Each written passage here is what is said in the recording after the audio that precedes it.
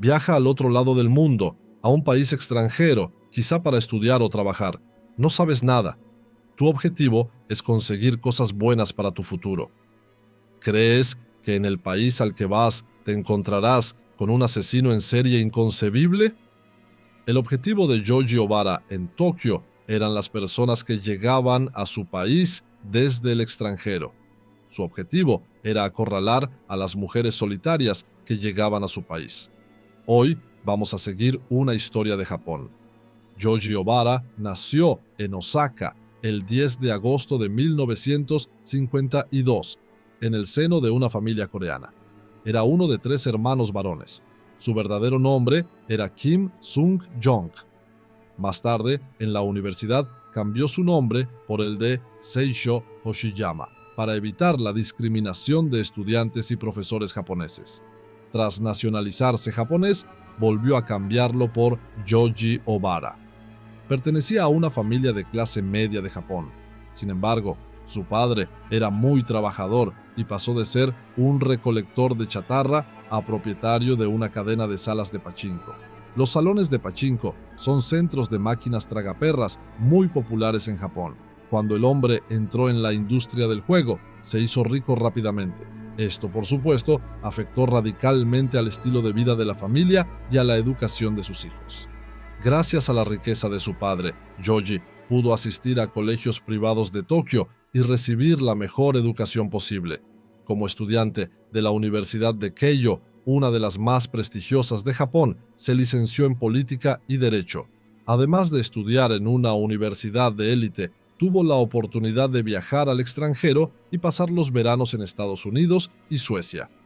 Hablaba inglés con fluidez, era educado, sociable y al mismo tiempo disfrutaba del cómodo estilo de vida que le proporcionaba su padre. Yoji, que había viajado a Estados Unidos y Suecia, se sintió humillado por ser de origen asiático y un poco bajo de estatura. Para parecer más alto, llevaba plantillas bajo los zapatos y tomaba hormonas de crecimiento. Incluso se operó para que sus ojos parecieran más redondos, como los europeos. En la década de 1970, el padre de Yoji murió durante un viaje de negocios a Hong Kong. Su padre murió en circunstancias desconocidas. Se pensó que estaba relacionado con la Yakuza, porque esta organización suele utilizar los salones de pachinko para blanquear su dinero. Tras la muerte del padre de Yoji, su fortuna pasó a sus hijos. Yoji utilizó su fortuna para invertir en el sector inmobiliario y en la promoción inmobiliaria durante los años 80 y 90, cuando Japón estaba en pleno auge económico. Tuvo bastante éxito. Al cabo de un tiempo, había alcanzado una fortuna de $45 millones. Todo este dinero hizo que el gusto de Yoji por la sofisticación aumentara. Compró muchos apartamentos de lujo, coches de las marcas Ferrari, Rolls-Royce y Maserati. También solía cenar en restaurantes de lujo y visitar los clubes de alterne más lujosos de Tokio. Los clubes de alterne son lugares a los que los ricos hombres de negocios japoneses van a pasar el rato y a beber con mujeres hermosas. Por desgracia, cuando estalló la burbuja financiera en Japón, a finales de la década de los 80, Yoji perdió mucho dinero y tuvo que pedir millones de dólares prestados. También tuvo que hacer negocios con bandas de la Yakuza para mantenerse a flote. Como a Yoji no le gustaba hablar mucho y rara vez se le veía ante las cámaras o en público. Sus oscuros secretos no salieron a la luz hasta el año 2000. Hasta esos años, su pasado era extremadamente oscuro, pero nadie lo sabía. Cuando salió a la luz, el mundo puso los ojos sobre este hombre. Yoji no solo tenía coches, viajes y artículos de lujo, sino que también sentía predilección por las drogas. Él mismo consumía drogas y las usaba para conseguir lo que quería. Y lo que quería eran mujeres, especialmente mujeres blancas y guapas. Yoji visitaba clubes nocturnos y de alterne, se fijaba en una mujer que le gustaba y la invitaba a su apartamento junto a la playa. Entonces le ofrecía una bebida con rohypnol, también conocido como narcótico. Una vez desmayada, la ataba y la agredía sexualmente. A esto lo llamaba el juego de la conquista. Todos sus ataques, que duraban unas 12 horas, eran grabados. Cuando las mujeres parecían recobrar el conocimiento, Yogi volvía a noquearlas con un paño empapado en cloroformo. Tras recobrar el conocimiento, algunas mujeres dijeron a la policía que recordaban haber bebido un vino que les habían dado y haberse despertado al día siguiente con resaca y doloridas. Yogi les dijo que la noche anterior habían bebido demasiado y se habían desmayado. A menudo decía que se equivocaba por hacer beber tanto a las mujeres.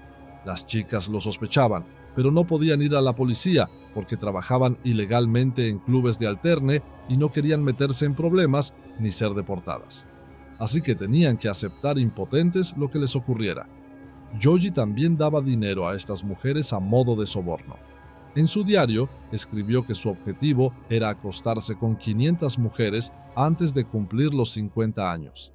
El resto del diario era aún más horrible. Hacía hincapié en la importancia de la inconsciencia de las mujeres con las que quería mantener relaciones sexuales. Carita Simone Ridgway nació en Perth, Australia, en 1970. Era modelo y decidió irse a Japón para trabajar como modelo y enseñar inglés. Quería actuar. Sin embargo, no tenía dinero para pagar una escuela de interpretación en su país. Decidió que tenía que trabajar un poco para conseguirlo.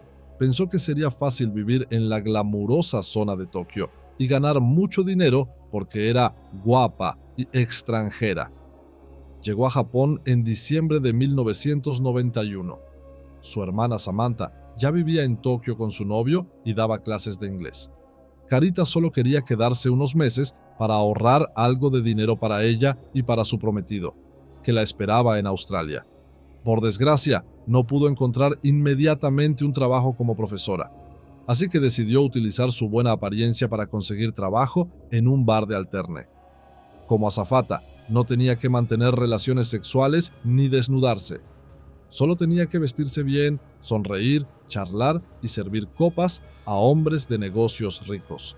Uno de los clientes del bar era Yoji Obara, un cliente habitual del local. El día de San Valentín de 1992, un grupo de hombres de negocios y azafatas, entre los que se encontraban Yoji y Carita, abandonaron el club y salieron a cenar en grupo. No está claro lo que ocurrió durante esta reunión, pero es probable que Yoji señalara a Carita y la invitara a tomar una copa en su propiedad frente al mar. La hermana de Carita había pasado el fin de semana en casa de su novio por San Valentín y, cuando volvió a casa, encontró un mensaje de texto que decía que Carita se iba con sus amigos a pasar el fin de semana. Como Carita seguía sin volver a casa después del fin de semana, Samantha empezó a preocuparse. La noche siguiente, recibió una llamada de un hospital de Tokio en la que le dijeron que Carita había ingresado y estaba siendo tratada de una grave intoxicación alimentaria. Samantha corrió inmediatamente al hospital. El personal del hospital le dijo a Samantha que un hombre llamado Akira Nishida había dejado a Carita. La persona que la dejó dijo a los médicos que Carita había comido marisco y que se había puesto enferma. Luego se marchó rápidamente. Los médicos concluyeron que Carita tenía hepatitis D o E, pero no tenían ni idea de cuál había sido la causa. Unos días después, aún inconsciente, entró en coma. Por desgracia, las grandes cantidades de cloroformo le habían causado insuficiencia hepática y daños en los órganos. El hígado de Carita estaba fallando. Los médicos iniciaron un tratamiento hepático y la conectaron a un respirador artificial. Los médicos no podían hacer mucho porque no sabían exactamente qué había ocurrido. Finalmente, la trasladaron a otro hospital, pero allí estaba en muerte cerebral. Su familia decidió, en un acto de desesperación, desconectarla, y Carita murió en el hospital. No se le practicó la autopsia y su cuerpo fue incinerado según la tradición japonesa. Mientras Carita estaba en el hospital, Nishida llamó varias veces a Samantha para interesarse por su estado. Le explicó que la había llevado a su médico privado antes de dejarla en el hospital tras sufrir una intoxicación alimentaria. Sin embargo, a pesar de las llamadas telefónicas, nunca reveló ninguna información sobre su identidad o datos personales. Tras la muerte de Carita, Samantha y su novio acudieron a la policía y les pidieron varias veces que investigaran al misterioso comunicante, pero la policía se negó. Inmediatamente después de que la familia recibiera las cenizas de Carita, Nishida llamó y pidió reunirse con la familia en el aeropuerto para pagar los gastos del funeral de Carita. En realidad, la familia estaba hablando con Joji, que dijo llamarse Nishida. El hombre repitió su historia sobre Carita, comiendo ostras en mal estado. La madre de Carita se dio cuenta de que no paraba de sudar. También dijo a la familia que quería mucho a su hija y que habría estado con ella si esto no hubiera ocurrido. Nishida también regaló a la familia el collar de diamantes y el anillo que había pensado regalar a Carita por su cumpleaños. A pesar de que el hombre, extraño e inusualmente generoso, se reunió con los padres y la hermana de Carita, la policía nunca investigó ni intentó averiguar más sobre él. Joji consiguió salir impune del asesinato, incluso estrechando la mano y dando las gracias a los padres de la chica a la que había matado. Durante 9 años no volvió a cometer un asesinato, hasta el año 2000. En 2000 puso sus ojos en un nuevo objetivo. Lucy Jane Blackman nació el 1 de septiembre de 1978 en Inglaterra. Había llegado a Japón tras cansarse de trabajar como azafata para British Airways. Decidió vivir en Tokio, pero no le permitieron trabajar porque solo tenía visado de turista. Como otros extranjeros en la ciudad, empezó a trabajar ilegalmente. Como Carita, trabajaba en un club de alterne. Allí conoció a Joji Obara. Solo tenía 21 años cuando lo conoció. A Joji parecía gustarle Lucy y quería salir con ella. Por desgracia, a las azafatas no se les permitía salir libremente con sus clientes. Tenían que concertar una cita con el dueño del club de alterne. En esta cita, llamada Dohan, el cliente tenía que pagar una cantidad de dinero al club para poder salir con una azafata. Dependiendo de la anfitriona y del cliente, estas citas podían consistir en cualquier cosa, desde una cena o ir de compras hasta mantener relaciones sexuales. El 1 de julio de 2000, Joji concertó una cita con Lucy. Lucy dijo a sus amigos que iba a ir a la playa con uno de sus clientes. Joji la llevó en coche a su apartamento junto a la playa en Sushi, Tokio. Esa noche, la joven llamó a un amigo desde el móvil de Joji. Fue lo último que se supo de Lucy. Cuando Lucy no volvió a casa unos días después, su compañera de piso, Louise Phillips, se alarmó y llamó a la policía para denunciar su desaparición. Sin embargo, a la policía no le pareció gran cosa que una azafata que salía con adinerados clientes de negocios no volviera en varios días. Según la policía, era perfectamente normal. Quizá habían estado juntos de vacaciones. Luis acudió a la policía y al consulado británico, insistiendo en que Lucy había desaparecido y en que no se habría ido tanto tiempo sin ponerse en contacto con alguien. Tras la desaparición de Lucy, ella también recibió una extraña llamada telefónica. Un hombre llamó a su amiga Louise y le dijo que Lucy había decidido unirse a una secta religiosa y huir. El hombre insistió en que Lucy no quería que nadie la buscara ni la encontrara. A Louise le pareció muy extraño e inmediatamente se puso en contacto con Sophie, la hermana de Lucy, que vivía en Inglaterra. Sophie viajó a Japón en el primer avión para buscar a Lucy. Cuando fue a la policía a denunciar la desaparición de Lucy, al enterarse de que hablaba de una azafata, se negaron una vez más a investigar, diciendo que las azafatas suelen huir cuando los hombres les ofrecen dinero. Como la policía no hizo nada, el padre de Sophie y Lucy, Tim, organizó una rueda de prensa con la ayuda del ministro británico y con el respaldo del entonces primer ministro Tony Blair. También crearon una línea directa para quien tuviera información sobre su desaparición. La campaña mediática se difundió ampliamente tanto en Japón como en el Reino Unido. La noticia cobró tanta importancia que empezaron a salir a la luz personas que habían vivido algo parecido. En concreto, azafatas que habían viajado de noche a algún lugar y no recordaban lo ocurrido por la mañana dieron el nombre de Joji Obara. Cuando empezaron a salir a la luz, algunas mujeres dijeron que ya le habían denunciado a la policía, pero que no se había hecho nada. Bajo la presión de los medios de comunicación, el gobierno británico, la familia de Lucy y más denuncias de otras mujeres, la policía decidió finalmente interrogar a Georgie O'Bara. Mientras le interrogaban, iniciaron también la búsqueda de Lucy. Lamentablemente, el 9 de febrero de 2001, la policía encontró el cuerpo sin vida de Lucy. Había sido enterrada en una fosa poco profunda cubierta con una bañera en una cueva junto al mar a solo unos cientos de metros de la casa de Georgie. El cuerpo había sido cortado en 8 trozos diferentes y metido en bolsas de garaje.